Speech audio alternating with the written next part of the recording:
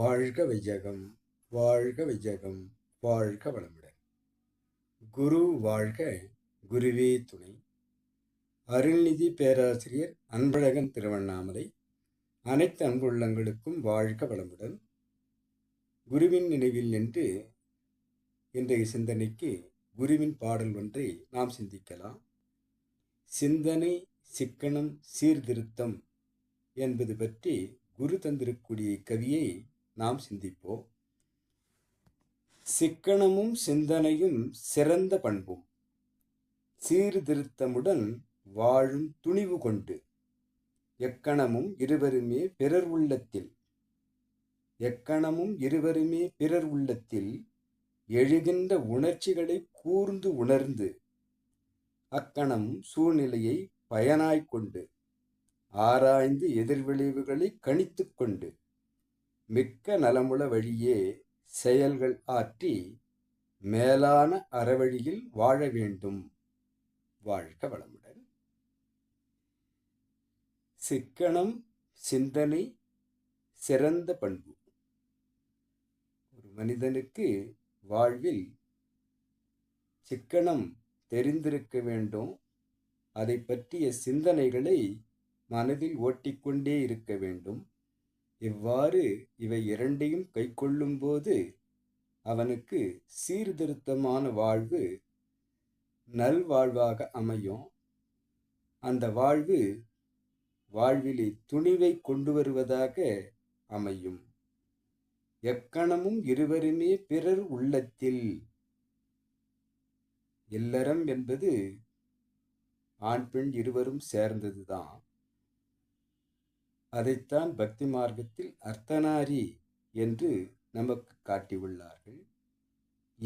அறம், இல்லத்தில் அறம் நிலைக்க வேண்டும் என்று சொன்னால் எக்கணமும் இருவரும் பிறர் உள்ளத்தில் எழுகின்ற உணர்ச்சிகளை கூர்ந்து உணர்ந்து.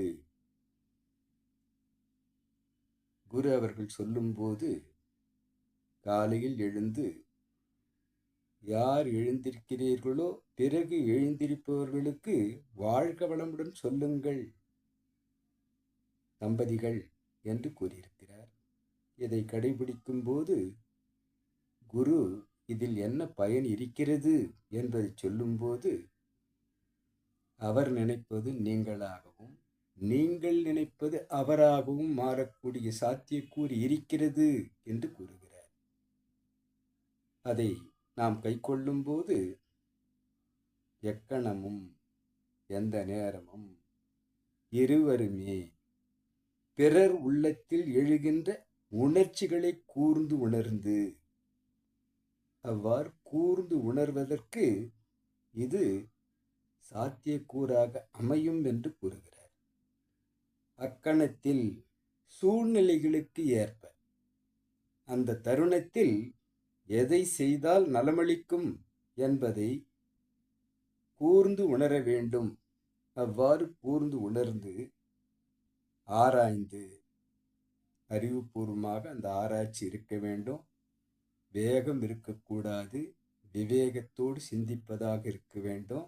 அது அறிவார்த்தமான சிந்தனையாக பயனுள்ள விளைவை தருவதாக நாம் கணித்து கொண்டு மிக்க நலமுள்ள அனைவருக்கும் நலம் பயப்பதாக அந்த செயல்களை நாம் செய்து முடித்தால் மேலான அறவழியில் வாழ்வை நமக்கு தருவதாக அது அமையும். அது எவ்வாறு அமையும் என்று பார்த்தால் சிக்கனமாகவும் சிந்தனையை உயர்வில் வைத்ததாகவும் சீர்திருத்தங்களை நம் வாழ்வில் கொடுப்பதாகவும் அது அமையும்.